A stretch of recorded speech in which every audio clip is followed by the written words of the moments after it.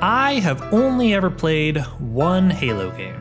Earlier this year, I played Halo for the first time, and I started out with the 25-year-old original Halo Combat Evolved.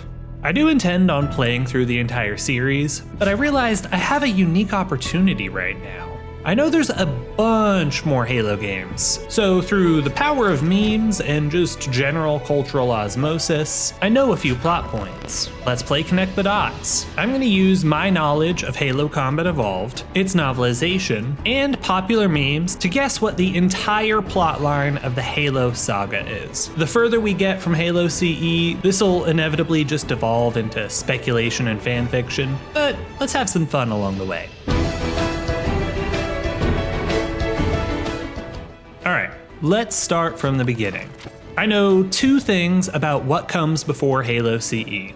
Obviously, the humans are at war with the Covenant, and right before the events of Halo CE, the planet Reach has been destroyed. So, how did the Human Covenant War start? Well, in Halo CE's book, we see a lot of Covenant politics. Lots of backstabbing, plotting, stuff like that. I'm just gonna guess that when humans and Covenant had their first contact, negotiations began well enough, but then some Covenant leader decided to do a false flag attack, blowing up his rival and blaming it on the humans. So humans are forced to fight back, and the war begins. Or, a more fun theory number 2, during diplomatic talks, some grunt accidentally activates a plasma grenade, blows himself up, and both sides start shooting since they think they're under attack.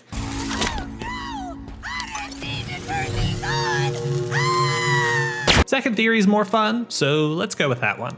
Alright, war has started. I know there's a couple of Halo RTS games, so let's just say they go in here, and their plots are just the Covenant slowly invading and wiping out human worlds. Then there's Reach. Here's what I know for sure about Reach. It's got its own prequel game, and that's where this meme comes from. I also know that every Spartan except Master Chief dies in this battle, and the planet ends up completely destroyed. It's mentioned in Halo CE's book that humanity tries to hide their planets from the Covenant, so that means somebody had to screw up and leak Reach's location to the Covenant. So let's just say that some human scientist made a tweet about the newest batch of kids they kidnapped in order to turn them into super soldiers. Then the Covenant traced that tweet and found Reach, which means Reach would still be around today if that scientist had used a VPN, which leads us to today's sponsor.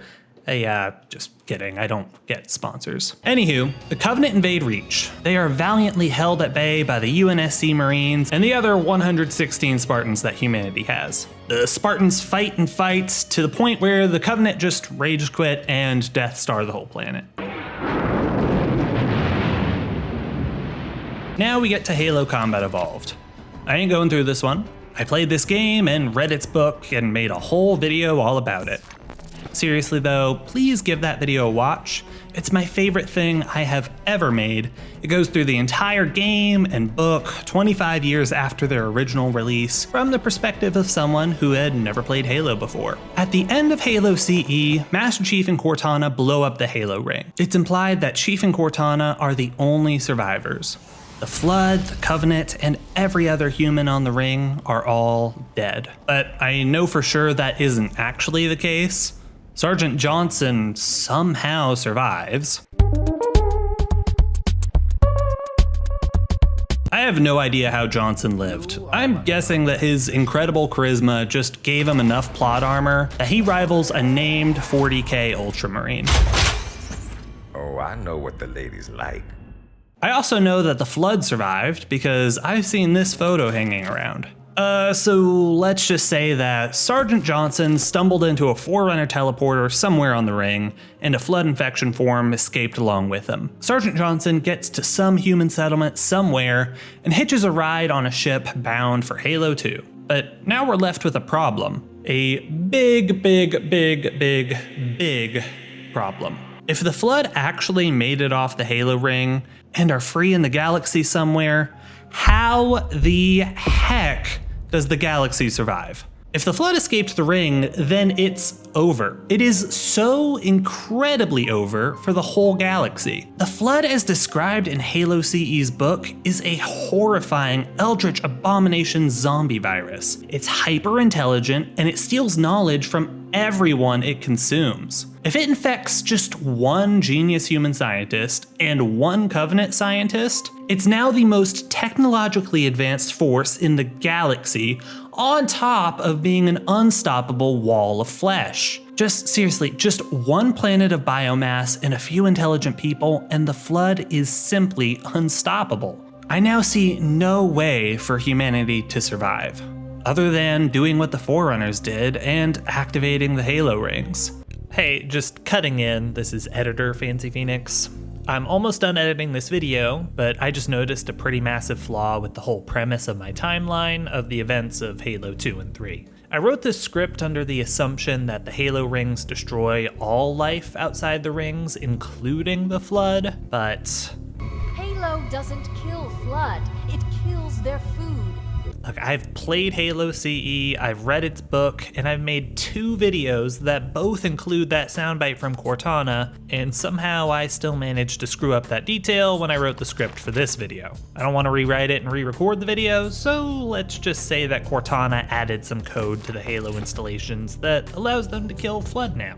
That's my bad. Back to the video. I mean, that's the only option, right? It's the only way the Forerunners could defeat the Flood, and Forerunner technology makes humanity and the Covenant look like cavemen. Alright, back to my version of events. Let's say that Master Chief spends a month in space trying to get to the nearest human colony. He gets there, and Cortana rushes him to the planet's communication array. Cortana then tells humanity's leaders about the Halo rings, the Flood, and all of the events of Halo Combat Evolved. And as Cortana is relaying this message, UNSC Command tells Chief and Cortana that there's a nearby human colony that has gone dark, and they have to be prepared for a Covenant attack. Right as they say that, explosions are heard in the distance and communication with Earth cuts off immediately. The Covenant are here, and they are really pissed that humanity blew up their fancy space ring. I don't really have any idea on the details here. All I know for sure is that somewhere in Halo 2 and 3, Master Chief has to give the Covenant back their bomb. And Sir, finishing this fight. So let's say he does that. Chief blows up the Covenant fleet and saves the colony. And then the Flood show up. They've got ships and they've got an entire planet's worth of human combat forms. That human colony that the UNSC leadership lost contact with wasn't attacked by the Covenant, it was attacked by the Flood. And now every resident of that planet has become part of the Flood. Master Chief's heroism was for nothing. Cortana urges him to fight his way off the planet. The UNSC has to be warned about the Flood, and the Covenant destroyed the colony's long-range communication in the first wave of their attack. So let's say Halo 2 concludes with Chief and Cortana escaping the doomed colony and warping their way straight to Earth in order to warn them of the impending apocalypse. So I'm gonna say Halo 3 is all about getting as much of humanity evacuated to the Halo rings as possible, because the only way humanity survives this is by firing the rings. I'm imagining that this is a pretty grim and brutal game. Some political factions within humanity refuse to evacuate. Some Covenant political factions actually join humanity in evacuating to the rings, and other factions within the Covenant continue to slaughter humanity, business as usual. Master Chief and Cortana fight the Covenant, the Flood, and even rival human factions. They spend the whole game just buying time for the evacuation. The final mission of the game is Master Chief fighting his way to Halo's control console. Another 343 guilty spark is there. Let's call him 344 slightly less guilty spark. This time around, he's trying to convince you not to activate the rings. But the Flood is closing in. Master Chief has to activate the rings now, or else the Flood is going to get to the Halo rings and it will all be for nothing. Chief battles 344 and his Sentinels when suddenly the rings fire. Every life form that is not on one of the Halo rings is destroyed. Halo 3 ends with 95% of humanity and the Covenant dead, but the Flood is destroyed. No one knows who actually pulled the trigger on the rings. Most of humanity blames the Covenant. Of course, the Covenant blames humanity. But deep down, everyone knows that it had to be done. A fragile peace treaty is signed between the two races, but it's implied that it's not going to last long. Okay, with that, Halo comes to its conclusion. Bungie then decides that they're done with Halo, and that they want to branch off and go make an MMO that will one day ruin my life. Bungie has moved on, and Microsoft is about to move on as well, until... Oh wow, Mr. Gates, it's such an honor. How can I help you? I require more Halo. More?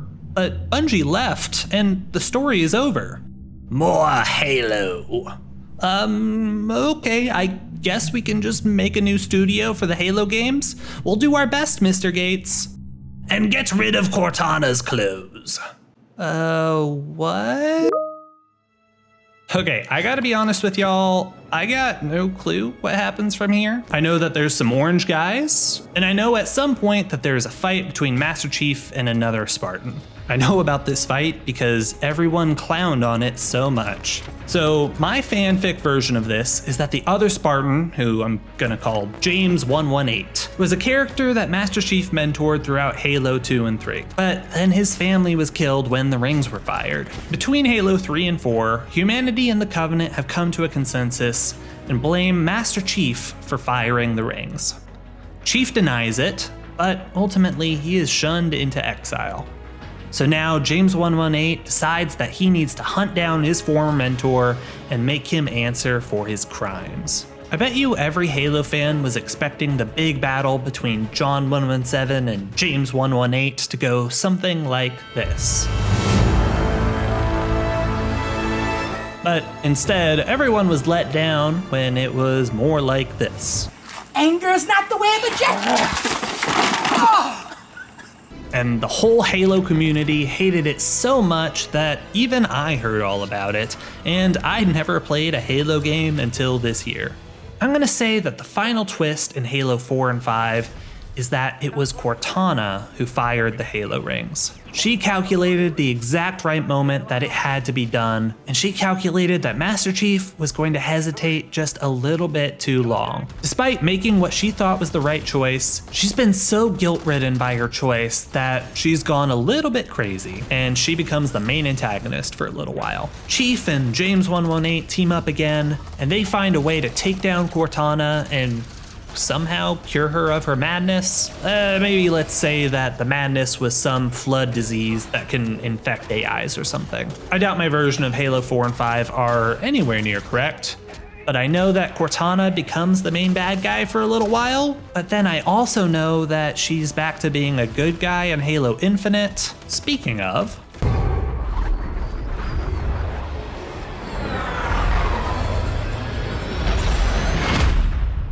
in my timeline, Halo Infinite happens, and I have no idea what happens here.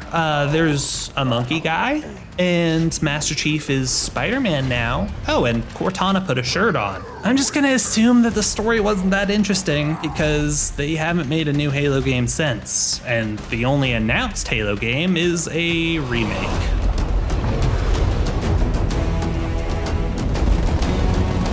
And that's the dramatic conclusion of the Halo saga, folks. It sounds like a fun ride. I'll play through the whole series soon, but in the meantime, let me know how I did. Were my predictions anywhere near reality?